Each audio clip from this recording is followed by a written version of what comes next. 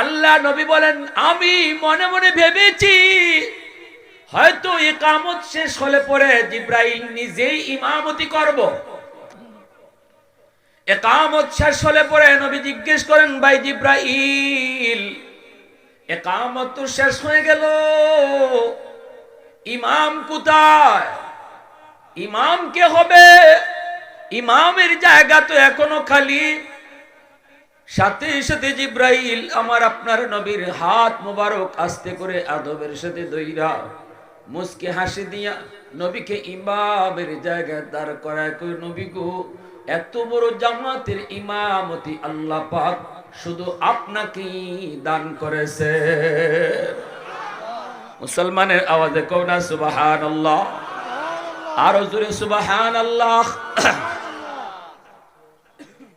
আল্লাহর নবী হলেন ইমাম, সকল নবী হলেন নবীর পিছনে মুক্তাদি, নবী হলেন মুক্তাদা। এজন্যই কবি বড় সুন্দর করে বলেছে, আই হাবিবে কিবরিয়া তুম পর সালাম, আই হামারে দিলরুবা তুম পর সালাম, আই ইমামুল আম্বিয়া তুম पर सलाम, दिल सदा कहता रहा तुम पर सलाम, मस्जिदे आको साम जुमला अंबिया, मस्जिदे साम जुमला अंबिया, मुक्तदी थे और विहा तुम मुक्तदा, मुक्तदी थे और विहा तुम मुक्तदा,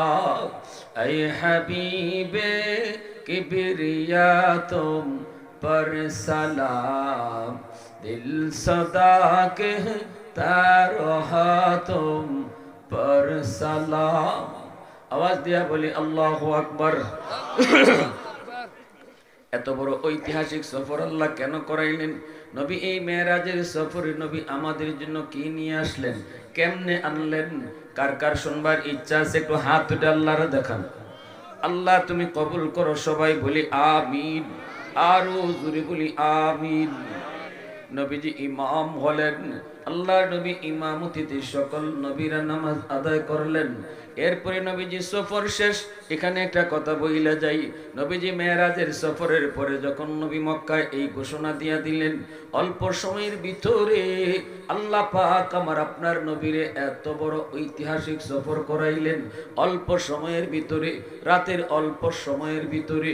কথাটা মক্কার কাফেররা বিশ্বাস করে না, এমনকি নতুন মুসলমান যারা হলো তারাও বিশ্বাস করতে বড় কষ্ট হয়। এইদিকে ভাইরা বন্ধুরা, নবীজি কালেমার দাওয়াত দিয়ে রোম সম্রাটের কাছে চিঠি পাঠাইলেন। রোম সম্রাট নবীর কালেমার দাওয়াত পেয়ে খবর জানায়, কয় মক্কার কোনো মানুষ আসেনি আমার রাজ্যে, একটু তালাশ করে বের করো। মুহাম্মদ কেমন মানুষ আমার জানতে হবে, কারণ মুহাম্মদ আমাকে কালেমার দাওয়াত দিয়েছে। মানুষটা কেমন আমার বোঝা দরকার। তার এলাকার কোনো মানুষ রাজ্যে আসেনি, তালাশ করে বের করো। খুঁজে খুঁজে তারা পেয়ে গেল কাফেরদের লিডার নাম, যার নাম হলো আবু সুফিয়ান। আবু সুফিয়ানকে তারা পেয়ে গেল, রোম সম্রাটের কাছে হাজির করলো। সম্রাট জিজ্ঞেস করে, মিয়া বাড়ি কই? কয় বাড়ি মক্কা। মুহাম্মদ রে চিনোনি? কয় ভালো করে চিনি। রোম সম্রাট কয়, মুহাম্মদ কেমন মানুষ একটু কও। এখন আবু সুফিয়ান পড়ছে বিপদ, যদি কয় মুহাম্মদ খারাপ তাহলে জিতা মিশা কথা, ঠিক না? নি কাফির কুফাররাও নবীকে খারাপ কইতে পারে নাই। যদি কই ভালো তাহলে রোম সম্রাট কইব, তাহলে মুসলমান হও না কেনে? ভালো যদি কও তাহলে তার কথা মানো না কেনে? ফরসে বিপদ। লিডার তো কেমনে জবাব দেয়, ফাঁকে দিয়া জবাব দিছে, ভালো কয় না খারাপও কয় না। কয় এমন একটা কথা আমি আপনারে শোনাবো, যেই কথা শোনার পর আপনি সিদ্ধান্ত নেবেন মুহাম্মদ ভালো না খারাপ, মুহাম্মদ সত্য বলে না মিথ্যা বলে। আমি বলবো না, কারণ আপনি তো একজন বাদশা, আপনি সিদ্ধান্ত নেবেন। কি কথা কয়? মুহাম্মদ কয় অল্প সময়ের ভিতরে, রাতের অল্প সময়ের ভিতরে মক্কা থেকে বাইতুল মুকাদ্দাস সফর করলো বুরাকের পিঠে সওয়ার হইয়া। বুরাক নাকি এমন এক জন্তু যার এক একটা কদম মানুষের চোখের দৃষ্টি যদ্দূর যায় এতদূর পর্যন্ত বুরাকের দৃষ্টি যায়। সেই বুরাকের পিঠে সওয়ার হইয়া মসজিদে আকসায় আসলো। এখানে ১৬ লক্ষ পয়গম্বর আল্লাহ আগেই জমা করে রাখলো, তাদেরকে নিয়ে মসজিদে আকসায় নামাজ পড়লো। সে হলো ইমাম, তারপরে সবাই হলো মুক্তাদি। ওখান থেকে আবার তারে নাকি ঊর্ধ্ব আকাশে ভ্রমণ করানো হলো। প্রথম আকাশ, দ্বিতীয় আকাশ, তৃতীয় আকাশ, সপ্ত আকাশ পাড়ি দিয়ে আল্লাহর দরবারে গেল। আল্লাহর সাথে কথা কইয়া আবারও মক্কায় ফিরে আসলো। এত বড় লম্বা সফর, সময় লেগেছে মাত্র অল্প সময়। অজু কইরা গেছিল, অজুর পানি এখনো জায়গা মতো যায় নাই, এখনো তার সিটকারি লড়া বন্ধ হয় নাই, এখনো বিছানার গরম ঠান্ডা হয় নাই। বলুন তো, এত লম্বা সফর অল্প সময়ের ভিতরে যেই মানুষটাই করছে, এই মানুষটারে কিতা কইবেন আপনি কোন? আমি কইতাম না। এটা হইছে পণ্ডিতি কথা, ঠিক না? নি কারণ এদের লিডার, তো লিডারের কথা লিডারের মতোই হয়। কারণ আমি ডাইরেক্ট কেলে কইতাম বালা না খারাপ কইতাম না। যে মানুষটা এমন কথা কয় আপনি কোন, সে হাসা কয় না মিশা কয়। রোম সম্রাটের মাথায় হ্যাং মারছে, মোবাইলে হ্যাং মারে বুঝবি, হ্যাং তো মারবই। এটা কি বিশ্বাস করার কথা? এটা বিশ্বাস করার কথা না। মানুষের ব্রেইন এটা ধরবে না, যুক্তিতে আসবেও না। হাজার হাজার মাইল পাড়ি দেওয়া হবে 2 মিনিটে আর 3 মিনিটে। এটা কি কইরা সম্ভব? মানুষের যুক্তিতে আসবে না, মানুষ এটার সমাধান খুঁজে পাবে না। এজন্যই আল্লাহ পাক রব্বুল আলামিন কয় ফাইবা কেমনে তোমরা, তোমাদের যুক্তিতে ধরবেও না, বিবেকে আসবেও না। আসতো তো তখন যদি এটা তোমাদের কাম হইতো। কামটা তো আমি আল্লাহর, এটা তো আমার কুদরত। আমার কুদরত তোমাদের ব্রেইনে কোনোদিন ধরবে না। আমাদের বুদ্ধি, চিন্তা, চেতনা, পণ্ডিতি যেখানে শেষ, এখানে আল্লাহর কুদরত শুরু হয়। ঠিক কিনা জোরে বল? আমেরিকার শক্তি যেখানে শেষ, এখানে লস অ্যাঞ্জেলেসের আগুনের শুরু। আজকে 10 দিনের উপরে চলে লস অ্যাঞ্জেলেস, হলিউড আগুনে জ্বলে। তাম পৃথিবী জুড়ে যে আমেরিকা প্রযুক্তির লাইনে বাহাদুরি করেছে, আমেরিকার সামনে কেউ টিকতে পারে না। প্রযুক্তিতে এত আগানো, যারা কোনো কিছুর পরোয়াই করে না, ড্যাম কেয়ার মনে করে। সেই আমেরিকার সবচেয়ে অত্যাধুনিক শহর লস অ্যাঞ্জেলেস, হলিউডের নায়ক নায়িকা, পৃথিবীর সবচেয়ে ধনী লোকটা যেখানে থাকে, যেখানে রঙ্গমঞ্চ তৈরি হয়, রাত দিন গুনার আসর তৈরি হয়, সেই শহর আজকে 10-11 দিন যাবত আগুনে জ্বলে পুড়ে ছাই। তুফান আর টর্নেডো যেভাবে হয়, এইভাবে আগুনের টর্নেডো হইতেছে। হাজার হাজার হেলিকপ্টার দিয়ে পানি ফালানো হচ্ছে, কৃত্রিম বৃষ্টির আবিষ্কার করছে। পানি যত ডালে আগুন তত বাড়ে। আরে ভাই, পানি দিলে তো নিবে, মানুষের লাগানো আগুন। আর আল্লাহ লাগানো আগুন পানি দিলে আরো জ্বলে। আওয়াজ দিয়ে কও না ঠিক কিনা? আগুন কার ইশারায় চলে? আগুনের নিজস্ব কোনো ক্ষমতা আছে? নিজস্ব কোনো ক্ষমতা নাই। আগুন তার মালিকের ইশারায় চলে। পাশেই সাগর, সাগর থেকে পানি নিতে নিতে আর এক দেশে পানির সংকট পড়ে গেছে। এরপর আগুন খালি সেতুই, বুঝা যায় আগুনের আরো জিত উঠে পানি বললে।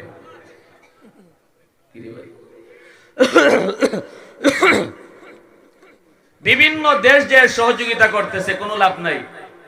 এতিমের মতো, অসহায়ের মতো ফায়ার সার্ভিসের কর্মীরা খালি চেয়ে চেয়ে দেখতেছে আর মরতেছে, চেয়ে চেয়ে খালি দেখতেছে আর কিচ্ছু করার নেই।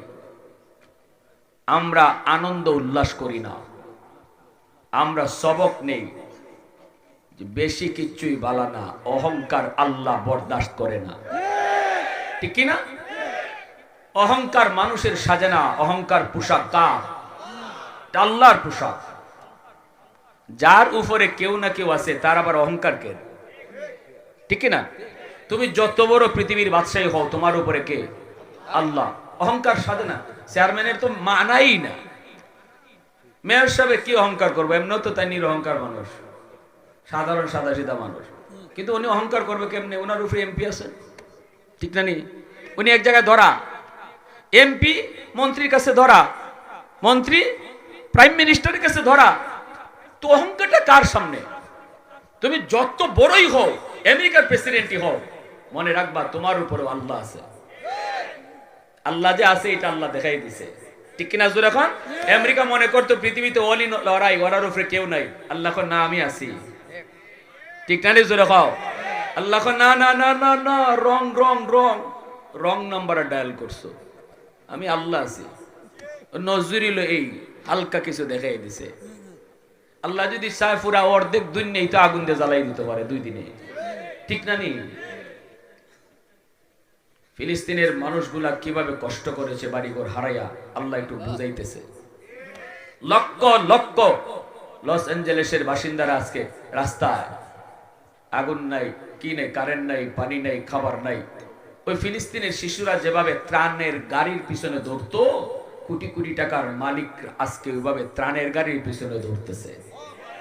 আল্লাহ দুনিয়াতে নজির দেখাইছে, ঠিক কিনা? আমরা শুধু একটাই বলবো, আল্লাহ তোমার গজব থেকে আমরাও বাঁচতে চাই, ওদেরকেও বাঁচাও। আমরা দোয়া করি, আল্লাহ গজব থেকে বাঁচাও। আর আমরা শিক্ষা নেব, যেই অহংকার করবে তারই ধরা আছে। বাংলাদেশে অহংকার কইরা কতদিন? 16 বছর, ঠিক কিনা? জোরে খাও। কয়দিন কয়দিন কয়দিন? চৌকের ফলকের শেষ। ভাবছিল কেউ? নিজেরই ভাবছে কোনোদিন যে পুত্রে কইবার টাইম পাইতো না? কি দেখো বা, হ্যাঁ, আমাকে বাইনের সঙ্গে ওই 9 জন ছাত্র মারল গুলি করিয়া। পুলিশে কয় হালির ঘরে হালি গেলু গাতে কইল না খেল লাগে। এই কথাটা যদি শুনতাম তো আমরা গুলি করি না। আমি কই আল্লাহ কইবার টাইম হয়ে দিছে না, ঠিক না? এটার নাম ওই আল্লাহর দরা। মানুষের দরা আর আল্লাহর দরার মধ্যে তফাৎ এটা। হই মুদবার টাইম পেতে না যদি দৈরালে আল্লাহ। এই জন্য বেশি বাড়া ঠিক না। যেই আসো, যেই যেখানে আসো, যে অবস্থানে আসো, এটাই বুঝবা। আল্লাহ ধরে না, ধরে না, ধরলে আল্লাহ মই মই। আর ধরাও কিন্তু ইজাত ধরা নি। হাসিনাই বলে যার ফলে নজর দিত। আমি ওই যে কেডায় সুরঞ্জি সেনা কইছি, কয় বাঘের থাবা মিস হয়, হাসিনার থাবা মিস হয় না। আমি কিন্তু এখন কার থাবা পড়ছে, এখন কার থাবাটা পড়ছে হিসাব লোকিয়া।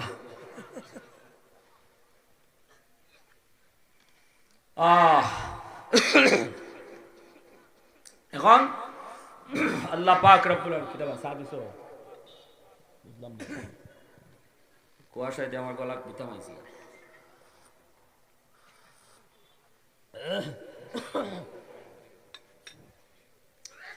আল্লাহ পাক রব্বুল আলামিন কয় এই কুদরত। এখন রুমের বাসায় কয় ইজাত কথা যে কয় এর নিয়ে তো আমার সন্দেহ পড়ছে। তাইলে 3 নবী কিভাবে? এটা তো কথা ব্রেইনে ধরে না। আমার ভাইরা বন্ধুরা, যুবক, মুহূর্তের ভিতরে রাজদরবারে একজন মানুষ ছিল, খ্রিস্টান পাদ্রী। ওই খ্রিস্টান পাদ্রী ডাক দিয়ে কই, জাহাপনা, একটু যদি সুযোগ দেন আমি আমার আরবি ভাইটারে কয়েকটা প্রশ্ন করব। কয় ঠিক আছে, প্রশ্ন করার সুযোগ দিলাম। পুরা রাজদরবারটা একদম থমথমে অবস্থা, নীরব নিস্তব্ধ হয়ে গেল। ওই খ্রিস্টান পাদ্রী আবু সুফিয়ানকে ডাক দিয়া কয়, ও আমার আরবি ভাই, মুহাম্মদ যেই রাত্রে তিনি মক্কা থেকে বাইতুল মুকাদ্দাস এসেছেন, 1.25 লক্ষ নবীরে আল্লাহ জমা করেছেন, মসজিদের ভিতরে নামাজ আদায় করেছেন। এই যে কাহিনীটা আপনি শোনাইতেছেন, এই কাহিনীটা কোন রাত্রে ঘটছে এটা জানেননি? আবু সুফিয়ান কই, জানি। সেই রাত্রটা ছিল রজব মাসের 26 তারিখ দিবাগত রাত। কোয়া মাত্রই তখন ওই খ্রিস্টান পাদ্রী কয় তাহলে আল্লাহু আকবার। যদি সেটা ওই রাত্রির ঘটনা হয়, আমি ওই রাত্রের জ্বলন্ত সাক্ষী। কারণ হলো আমি ছিলাম ওই সময়ে মসজিদে আকসার একজন খাদিম। সমস্ত দরজা জানালা এশার নামাজের পর আমি বন্ধ করেছি, কিন্তু মেইন দরজা বন্ধ করতে পারি নাই। হাজারো চেষ্টা করার পর দরজা বন্ধ করতে পারি না। আরো মানুষজনকে ডাকলাম, সবাই মিলে চেষ্টা করলাম, কিন্তু দরজা বন্ধ হয় না। উপর থেকে মনে হয় যেন পাহাড় চাপা দিয়ে কেউ রাখলো, কোথাও কোনো কলকবজা আটকা নাই, কিন্তু দরজা লাগানো সম্ভব হয় না। এই অবস্থায় আমি দরজা খোলা রেখে চলে আসছিলাম। ফজরের আগ মুহূর্তে আমি দৌড়ায় গেলাম, হায়রে দরজা খুলে রাইখা তো চলে আসছি। আইসা দেখি মসজিদে আকসার সামনে যে বালু আছিল, এই বালুর উপরে অসংখ্য অগণিত মানুষের পায়ের দাগ। ওই সেই পাথরের মাঝে আমি দেখেছি একটা চতুষ্পদ জন্তুর পায়ের দাগ, এখনো পাথরের মধ্যে রশি লাগানো। আমি বুঝি নাই এত মানুষের পায়ের দাগ, এরা কারা, এরা কারা, এরা কারা, কেন এসেছিল? এই চতুষ্পদ জন্তুটাই বা আবার কোন জন্তু? আমি কিছুই বুঝি নাই। দৌড়ে আমি মসজিদে আকসার ভিতরে ঢুকলাম। ওই সেই দরজা, যেই দরজায় এশার নামাজের পর আমি লাগাইতে পারি নাই গো। এই দরজার কাছে গিয়া যখন আস্তে করে ধরলাম, ধরতেই দেখি দরজাটা অটো লেগে গেছে। এখন দরজা সহজে লাগানো যায়, দরজা সহজে খোলাও যায়, কিন্তু এশার নামাজের পর আমি দরজা লাগাতে পারি নাই। তখনই আমার বুঝ হয়ে গেছে এটা কোনো কলকবজায় আটকে থাকা নয়, মালিকের ইচ্ছায় দরজা খোলা ছিল। এ আমার ভাইরা শুনো, এ আমার আরবি ভাই, ওই দিনের ঘটনা আজও আমার অন্তরের ভিতরে বদ্ধমূল। আমি নিজেও জানি না কেন ওই দিন কি হয়েছিল, কেন দরজা বন্ধ করতে পারি নাই। এতগুলা মানুষের পায়ের দাগ, এরা কারা ছিল? চতুষ্পদ জন্তুটাই বা এটা কোন জন্তু ছিল? এই প্রশ্নটা আমার দিলের ভিতরে এতদিন পর্যন্ত ঘুরপাক খাচ্ছিল, কোনো সমাধান আমি খুঁজে পাই নাই। আজকে তোমার কথায় আমি সমাধান পেয়ে গেছি। দরজা লাগাইতে পারি নাই কারণ আল্লাহ পাকের মানসা হলো এই রাত্রে তার হাবিবকে দিয়ে তিনি মসজিদে নামাজ আদায় করাবে। পিছনে 1.5 লক্ষ পয়গম্বর থাকবে, পায়ের চাপ যতগুলি দেখেছি সেই চাপগুলি হলো 1.5 লক্ষ পয়গম্বরের পায়ের ছাপ। এই যে চতুষ্পদ জন্তু আমি দেখেছি, এই জন্তুটাই হলো বুরাকের পায়ের দাগ। আওয়াজ দেখো না সুবহানাল্লাহ। জবাব পেয়ে গেছি আমি, আমার অন্তরের প্রশ্নের জবাব আমি পেয়ে গেছি গো। অতএব আমি দেরি করতে চাই না, এই মুহূর্তে আমি রাজ দরবারে কালেমা পড়ে মুসলমান হয়ে গেলাম। মুসলমানের আওয়াজ কও না সুবহানাল্লাহ, আর একটু জোরে কও না সুবহানাল্লাহ। तकबीर में कलमा में नमाजों में अज़ा में, तकबीर में कलमा में नमाजों में अज़ा में, है नाम इलाही से मिला नाम मोहम्मद, है नाम इलाही से मिला नाम मोहम्मद। फरमाते हैं आदम को मुझे खुल्द तरी में, लकहा हुआ तू बाबे मिला नाम मोहम्मद, लकहा हुआ तू बाबे मिला नाम मोहम्मद। महबूब ने कहा सल्ले अला नाम मोहम्मद, आंखों की जिया दिल की जिला नाम मोहम्मद, आंखों की जिया दिल की जिला नाम मोहम्मद। মুসলমানের আওয়াজে কও আল্লাহু আকবার। নবীজি সপ্ত আকাশ পাড়ি দিয়ে আল্লাহর দরবারে পৌঁছলেন। আল্লাহকে যে জিজ্ঞেস করি, মালিক আমি তো তোমার লগে মেরাজ করেছি, তোমার সাথে কথাও বলেছি, কিন্তু আমার উম্মত কেমন করে তোমার সাথে মেরাজ করব?